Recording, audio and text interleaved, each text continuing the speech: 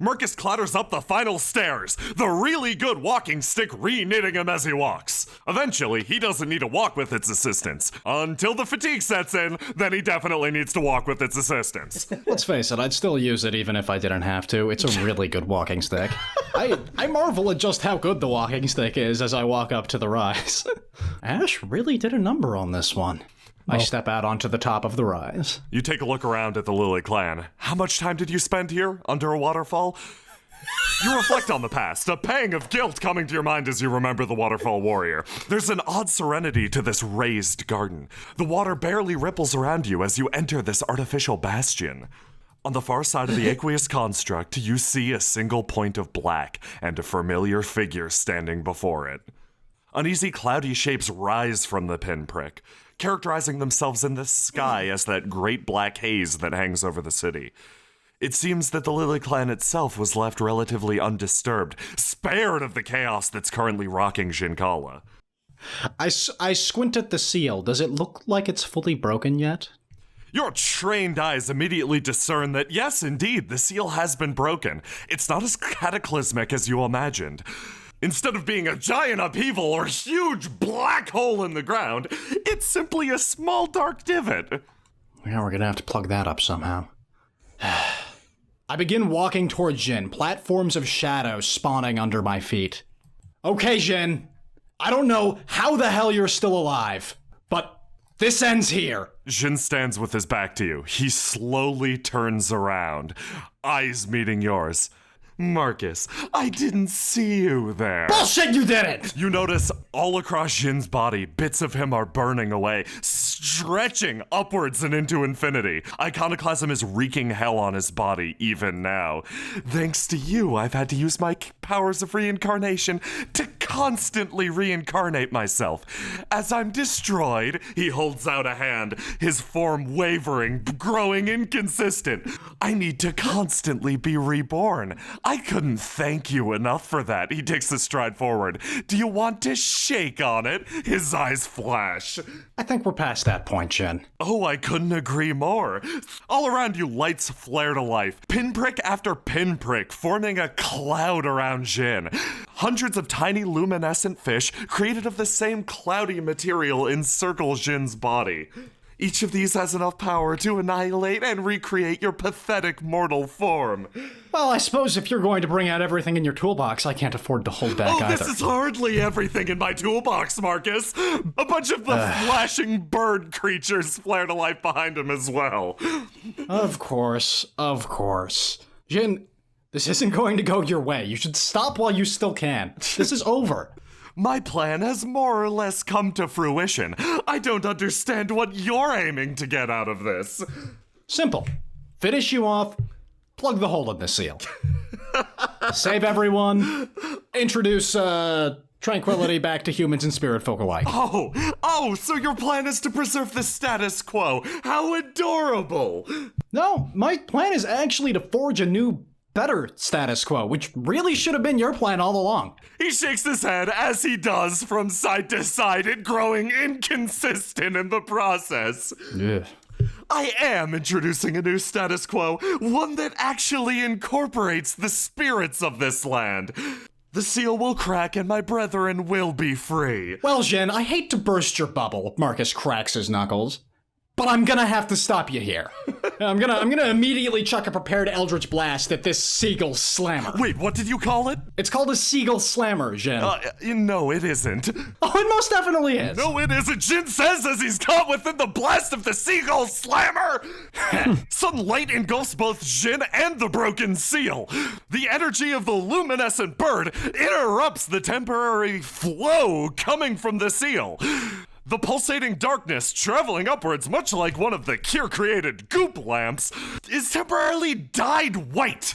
Jinn, on the other hand, is engulfed by the light. However, he reaches out one arm, grabbing the energy, twisting, turning it, and creating new life from your attack. Fuck. From the ether, 2 bear blasters are created around you. Jinn smirks, snaps his fingers, and they both detonate. As the twin explosions blossom around me, I dissipate into a cloud of mist, course through the air, and reappear behind Jinn. I send out a single eye beam, attempting to skewer both of these birds birds at the same time. Jinn tucks, rolls, dives to the side, grabs one of the birds, and throws him at you like a softball. Fuck!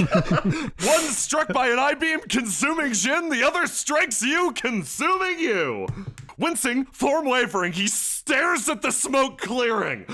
Normally, I wouldn't touch these inelegant beasts, but Marcus, I'll make a special exception for you. I want to reduce you to ash. The smoke Oh, she'll be on her way, don't worry. Marcus is completely unaffected by the explosion. The shadow wall he created dissipates. You're gonna have to do better than that, my friend. He stands up straight again, running a hand through his hair. Sweat is beading on his brow, and his arm is once again flickering inconsistently. You know, you're not entirely wrong. He raises a hand to either side. While these petty approximations of life may be good for the small folk, you clearly deserve something more. Well, please. I'm all eyes and ears. Oh boy. All right. Okay. I can deal with these. Sure. Really wish Ash and Gregor were here, though. Two blobbish Horovins lurch into existence, their lower bodies mostly slopping away into nothing. You can tell this is the same technique he used to create his shitty band doppelgangers. They both dive forwards at you, swinging, grand total, 4 swords between them. Oh shit! Marcus, watching the onslaught of 4 great swords, attempts to limbo twister his way through the attack. Bending his spindly body at odd angles, he does his best to avoid the slicing terror streaking toward him. As the two hit, their forms grow indistinct, no longer proper, the magic of reincarnation ruined by your own iconoclasm. You hear Jinn click his tongue as 2 blades of spongy shadow connect with you. Oh, wait, that wasn't actually too bad. I'm not actually cut that bad.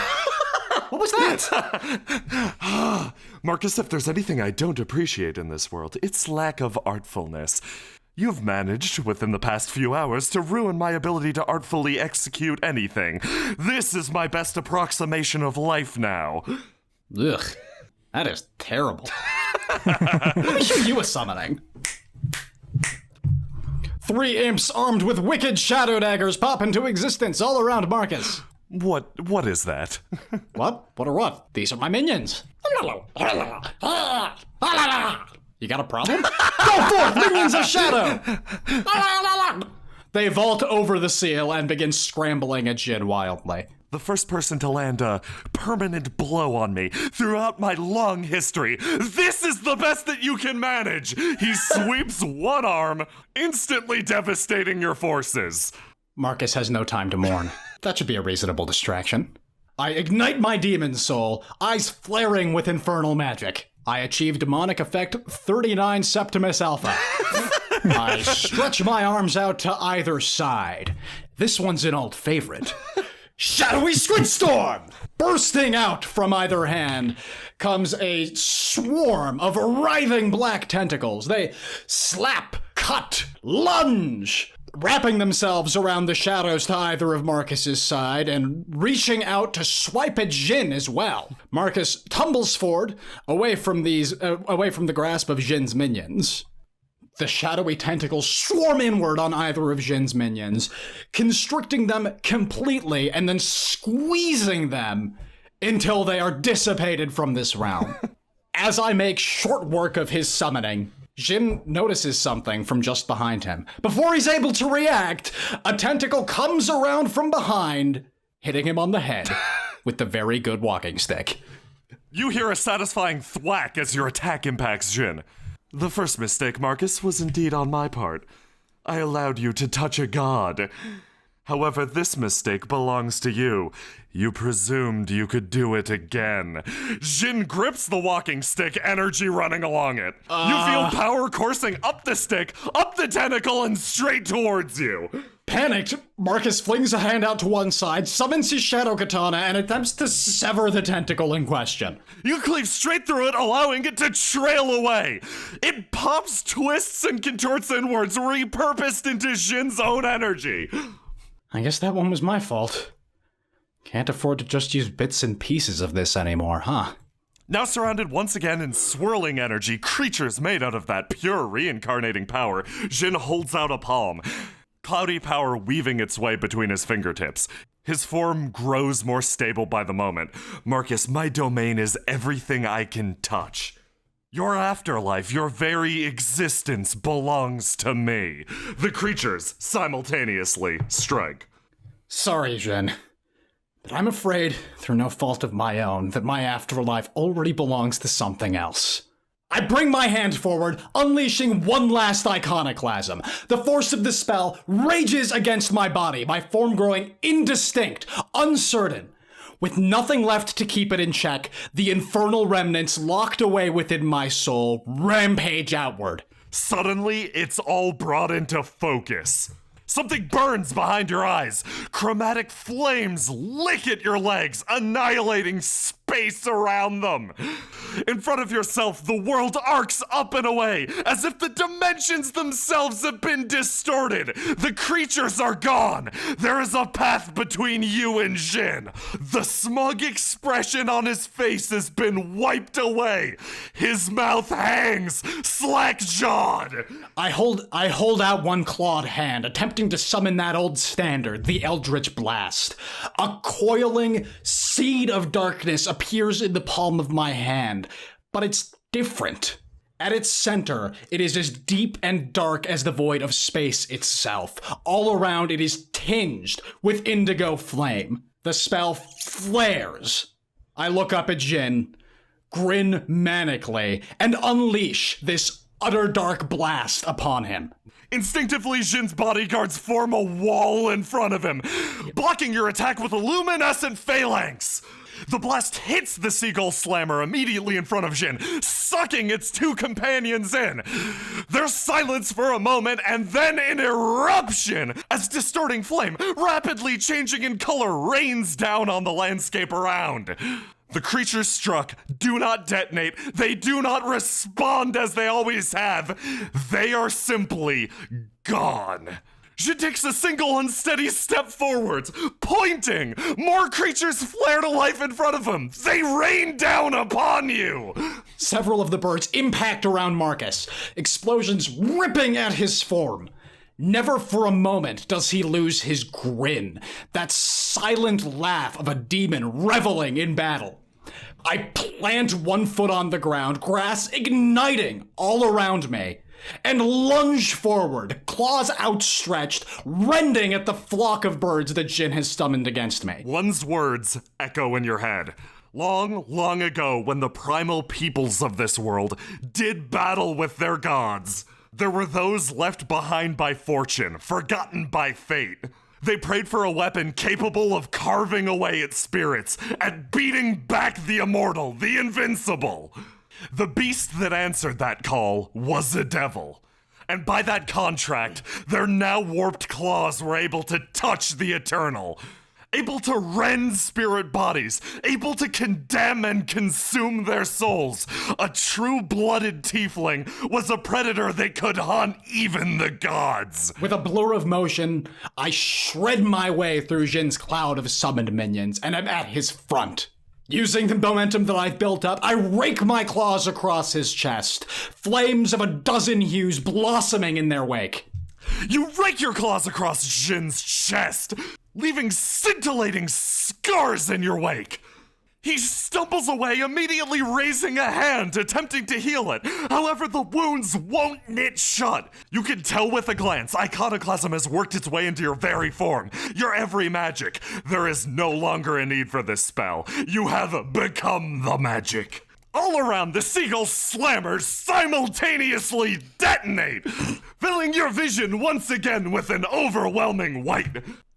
Ash and Gregor, as you reach the top of the tower, you feel a gigantic explosion shake the entire thing. Fuck! A sudden plume of light arcs into the sky. The black inky line connecting the clouds and the rise, flashing brilliantly for a moment. I briefly glance nervously back at Gregor and continue my ascent upwards, sweating, panicked, exhausted, but thinking nonetheless that we still have to get there to help Marcus. What's with all the exploding up here? I sprint onto the tile, leap from one pedestal to the other, stop and skid nearly into the water as I see what stands before me.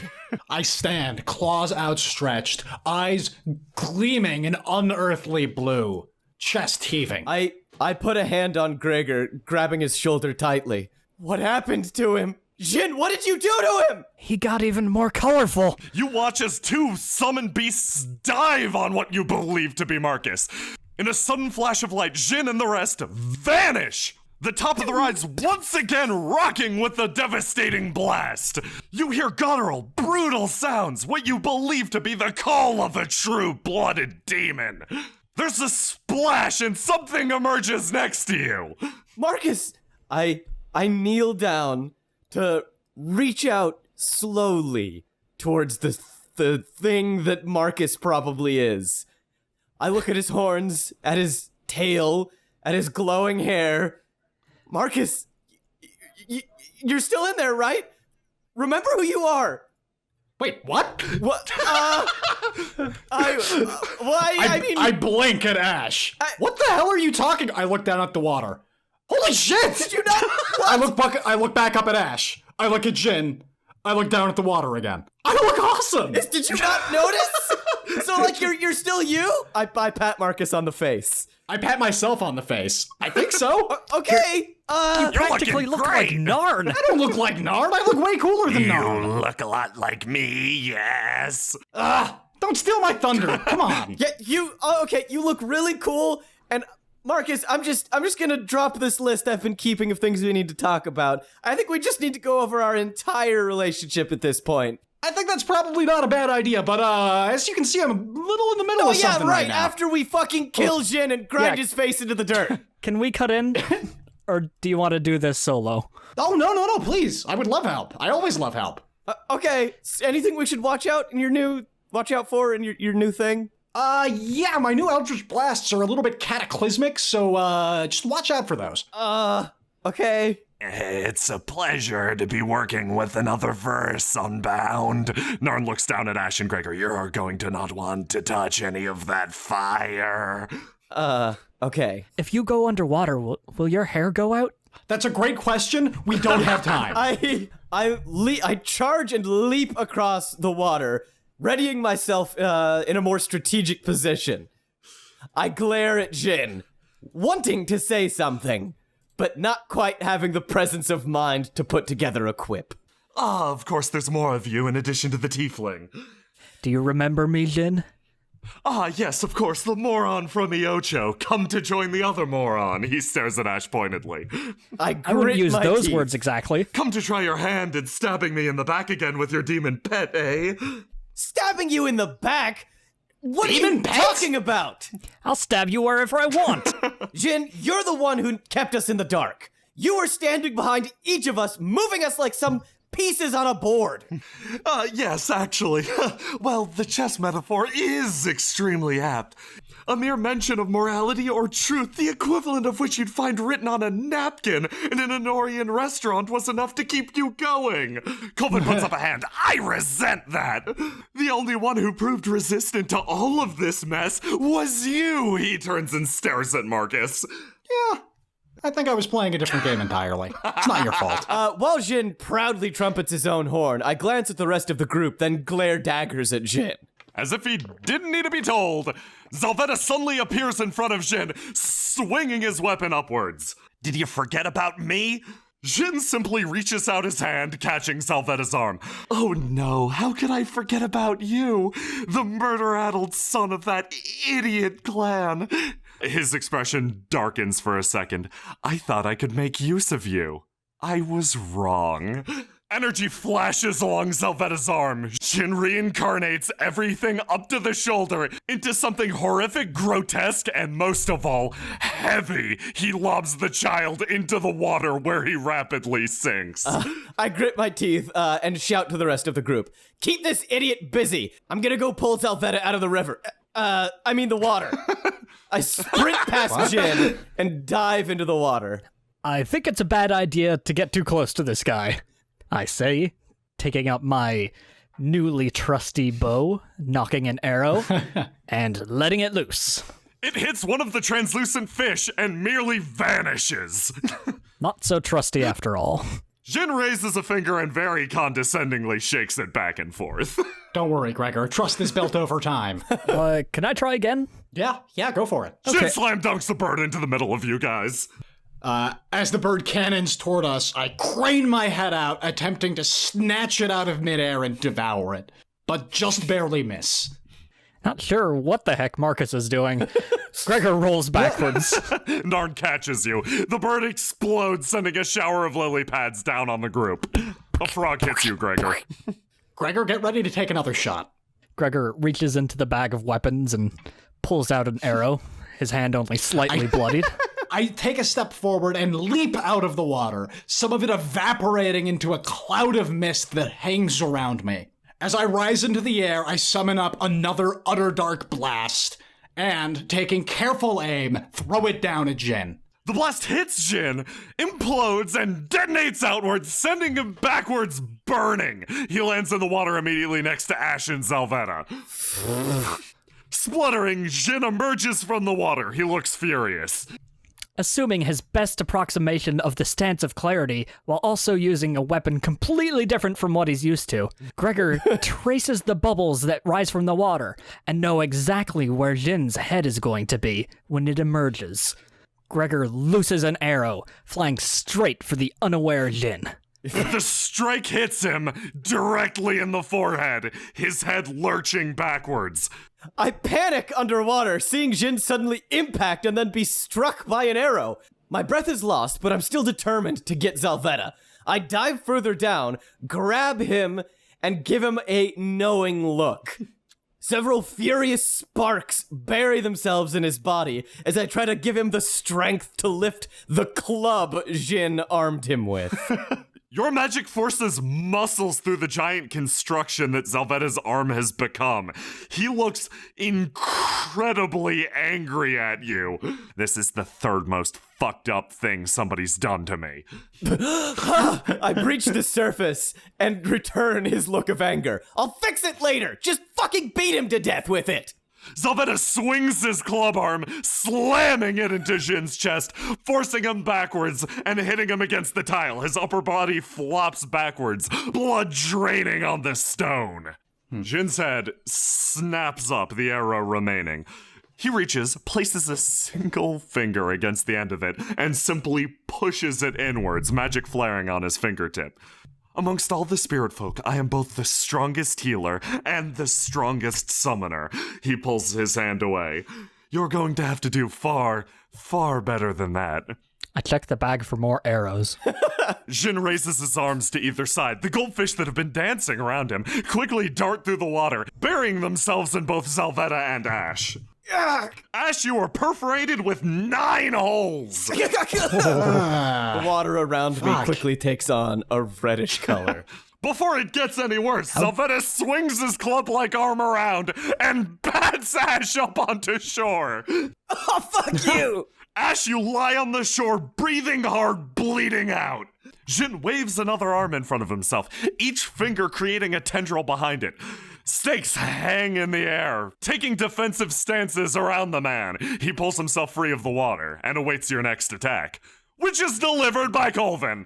Speeding forward like one of Gregor's particularly good arrows, the man strikes at Jinn, hitting him once in the gut.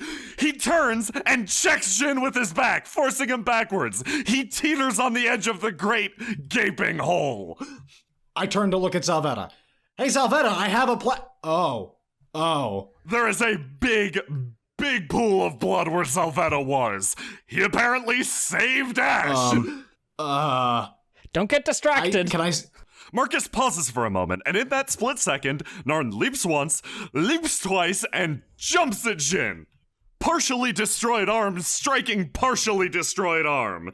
Jinn reaches his palm out to intercept the attack, Narn stopping short and darting to the side. I dart forward, stretching an arm out to one side. A coil of shadow unfurls, stretching into a great, twisted black maw full of snaggled teeth. Holy shit! It strikes at Jinn, biting down on his shoulder. Your attack, as unpredictable as your nature, manages to strike Jinn in the shoulder, clawing away at him. Narn takes this opportunity and charges forward, body-checking him. Colvin takes the other side, summoning message and striking at his back. Using this opening, Gregor takes the stance of the leaping lizard, inferior halberd at his side. With a mighty jump, he clears the water, sails over Marcus, and runs along his horror snaggletooth monstrous appendage. Ignoring the burning goop eating through his boots, Gregor swings down on the unprepared Jinn. Gregor, you plant your foot in the twisting eldritch monstrosity. No time to think about what this is or what you're doing. However, you feel your spirits rise as you look down at Jinn, shock on his face.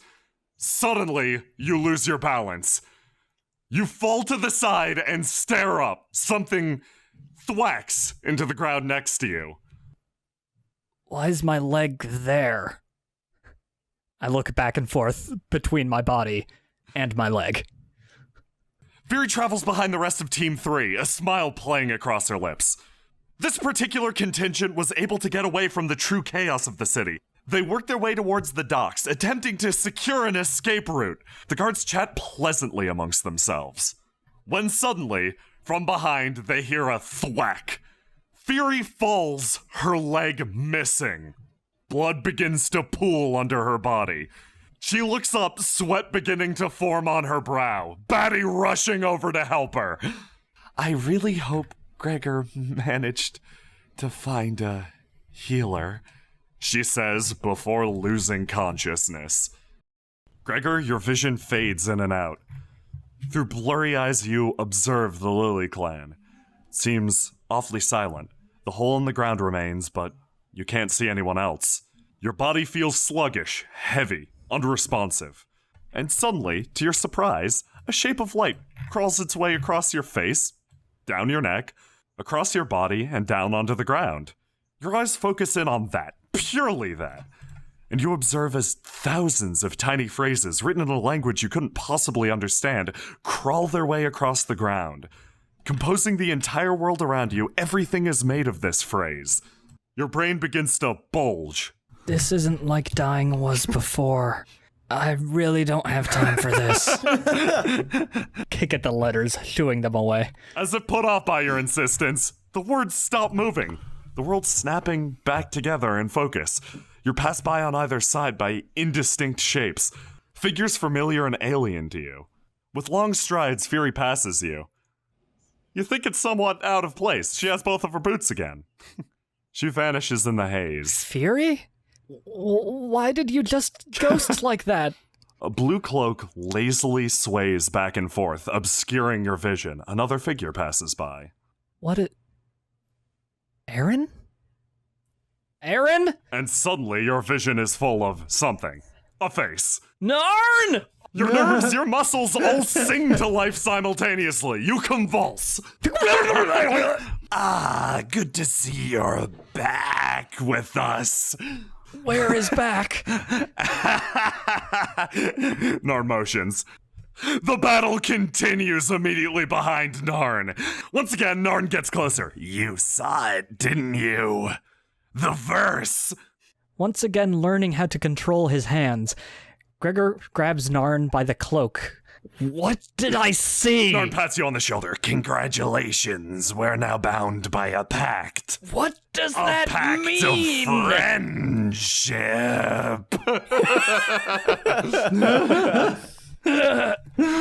Gregor's head thunks back onto the ground. I lent you a favor. I clawed you back into this world, so I took something in return. What did you take? Gregor wiggles his appendages. The fact that we're now pals. Narn's hulking form turns around again. Now I believe we have a fight to finish. Buddy. Gregor slowly climbs to his feet, sweating profusely. He feels 100% better, except for that deep feeling in the pit of his stomach. For the first time, friendship weighs him down. Oh my god. Colvin looks over. Oh, Gregor and Arn are back. Good for them. Oh, great! I reach over, grab a handful of flower petals, and jam them into my wounds, breaking them apart and quickly patching myself up. I stand, bits and pieces of flowers falling away as the wounds quickly reopen. I lurch forward, hand still crackling, grab one of the foxes by the tail, spin around, and whip it at Jinn. Jinn grabs the fox, quickly rearranges its shape like a balloon animal, and adds it to his stash of creatures. Really, Ash? Idiot! It suddenly sparks, bloats, and explodes! Oversized flowers blooming, constricting Jinn! I hold up a hand and drop some of the seeds from the nearby flower. Fucking idiot! From amidst the foliage, you manage to hear one sigh. Marcus, if you would tell Ash what I told you earlier. Everything I touch is my domain. While I'm obscured from Jinn's sight, and he so rudely tries to cop an attitude, I'm mouthing, now! Marcus lunges forward, one arm whipping out and morphing into a long tendril tipped with 3 razor-sharp blades. He arcs it out, aiming for Jinn and all of his minions. You do your best to screen out Jinn's smug, however you believe there was some grounding to it. Simultaneously, all the flowers bind inwards and pop, unleashing a shower of petals. Each glows. Jinn waves one arm, now free, down, creating a beautiful dance of petals. They swirl around you, Marcus, binding themselves to you. Flowers rebuilding themselves and carrying you to the ground. Damn it! No! He holds a single pink flower in his palm. Oh, so weak, you're carried down by the weight of a flower. He sniffs the flower in his palm. Despite knowing that Jinn's domain is all that he touches, I can't help but want to just punch that smug face of his. I kick off, foot planted firmly in the tile, sail over the stream of water, and drop kick him in the side. Dear Ash, that isn't a punch at all. He grips your boot, reincarnating it into a shoebox with whiskers and a tail. Oh no. Preserving the momentum, he overarms you into Marcus. I quickly whip off my boot. It skitters away across the ground, landing in the water. What was that? Fuck if I know! I think it was a shoebox with cat ears and a tail. That doesn't make any sense! No, they're real. They exist. I don't believe you, Ash. They do now, I guess. Amid the whatever is going on over there, Gregor, rejuvenated at what cost, runs forward, climbs up Narn's impressive figure, and leaps off, creating his own boosty from his pal. Here I am! What are you guys all looking at? Just for later. You were missing a leg momentarily? Fucking hit him! A moment Hit him ago? really good! Zeta scrambles out of the water. Oh my god. What landed in the water next to me? Oh, you're still alive? Yeah. That's good. Don't look so disappointed. I wiped the look of disappointment from my face. Ash, duck. I'm already ducking! Gregor thrusts his halberd forward, spike piercing the bear blaster in front of him. You spike the bear blaster immediately in front of Ash. It twists inwards and detonates once again, the light of it hitting Ash and hitting Jinn. Jinn quickly redirects the energy in an attempt to create a new one. I grapple with the energy and use it to stitch my wounds back together, letting the flower petals I used before fall away. I stand up, ready to continue the fight. Jinn's hand twists in a graceful motion, attempting to redirect the life, repurpose it into a new shape. However, it fizzles out. Nice job, Ash. That wasn't all. Okay, thanks. Jinn points again, summoning another wave of those bird-like creatures to slam into your side of the field. Marcus, still restrained, focuses and sends out a large sheet of rippling shadowy substance set all over with teeth. He attempts to shield all of his friends from the attack. As Jinn's animals of light lance towards us, they're absorbed one by the wall, gnashed into tiny bits and pieces and reconstituted into energy of my own. I focus this energy into my hand, forming another utter dark blast and sending it at Jinn. The blast connects with Jinn's upper body, forcing him backwards. He stumbles through the trench and rights himself. Furious, Jinn forces all the energy through his arms, tattoos, or whatever the fuck's up with his skin flashing. One of the true nightmarish shapes takes form in front of him. Gregor, you recognize it instantly. It begins to gather power from the air around. The lives of the flowers, the lives of the trees, giving up their energy for Jinn. The sky above is suddenly alight. Night turns to day. That's not good. I stare upward as newly created stars dot the night sky and sweat. Jinn lets out one very forced chuckle and motions forwards, sending his beasts to attack. However, the luminous night sky is suddenly choked in fog.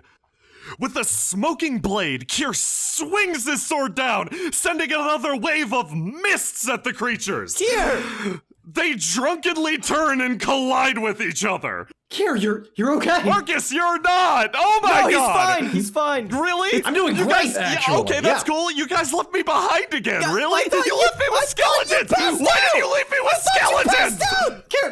Kier, it's gonna be He okay. shakes the shit out of you. You're surrounded by thick mists. You're unsure of where Jinn is. Oh, right. Good to see you again, Kier. Right, Kier, the thing sword, the pukes, the mist. Yeah, it's got a better name than that, Ash. Come on. I named it, Kier looks around. It's my magnum opus. That's a good name, right, Marcus? Yeah. I mean, you could have worked like That's a great mist name. That's or an something. awesome name. But yeah, no, But it's a you great guys were name. getting final attacked Yeah, again! yeah, You're all we're- gonna die again! We're in the middle of a huge I fight. may have already done that. Yeah, looking over Kier one time, he seems to be full of vim and vigor. None of the drunken stupor he was in before. You're better? Yeah, of course. Great. He reaches up his left hand, opening and shutting it.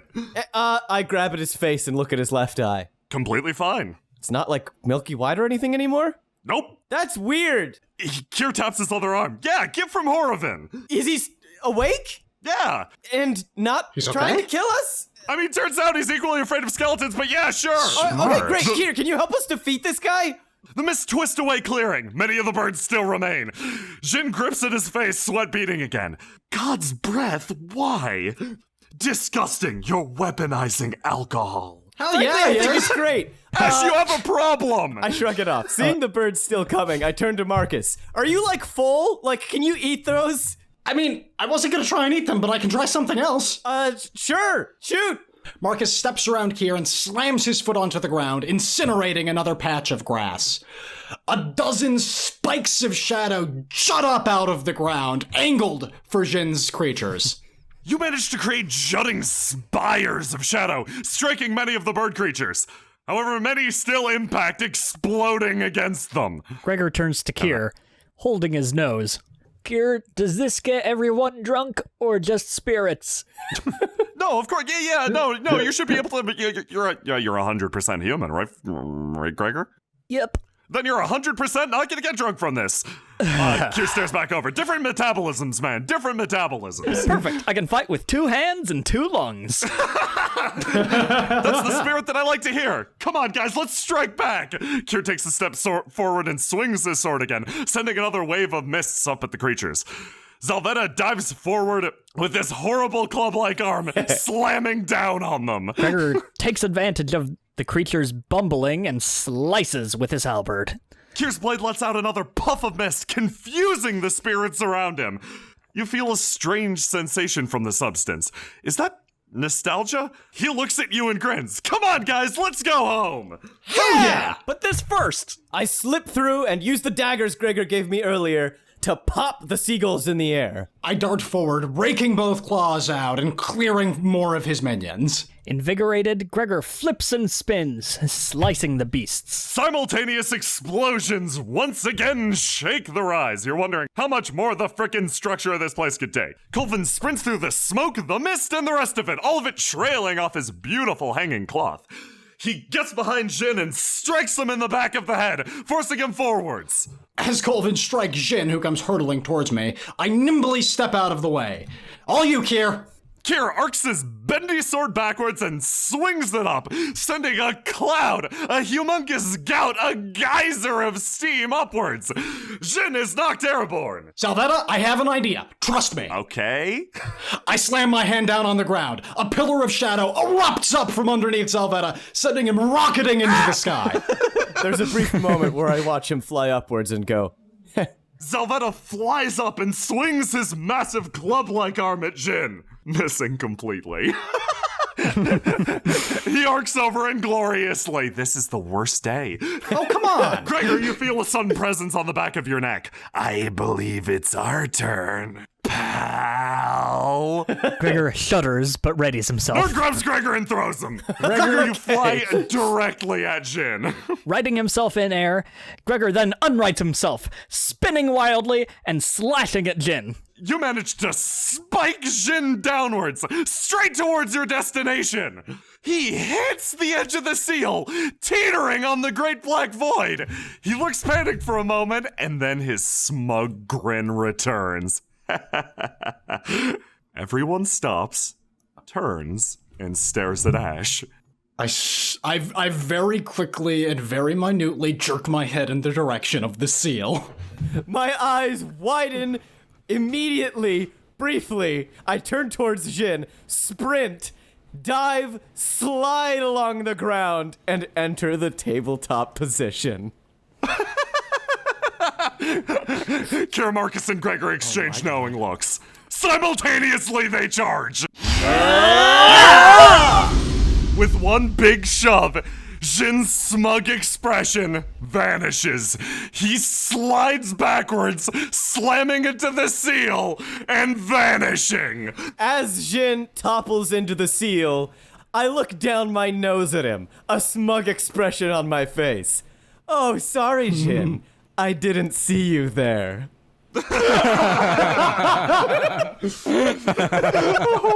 Oh my god.